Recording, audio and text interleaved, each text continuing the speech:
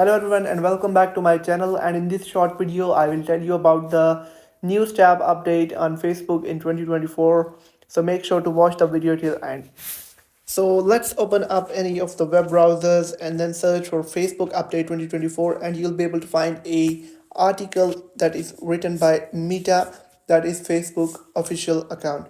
Now open it, and once you'll open it, it will take you to this page, and right here you can easily read that it says in early April, we will depreciate the Facebook News, a dedicated tab for news content in United States and Australia. As we previously announced, Facebook News was deprecated in the US, France, and Germany last year. So you'll be getting a new news tab in Facebook if you are in United States and Australia. People will still be able to view news on Facebook in feeds in these countries, and publishers will continue to have access to their Facebook accounts and pages where they can post their news article links and content.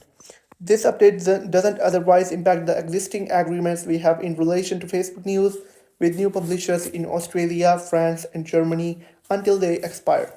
So basically, this update will take place in United States and Australia in the upcoming April. I hope you found the video helpful. If you found the video helpful, make sure to like the video and hit that subscribe button. And if you have any questions about the video, let me know in the comments.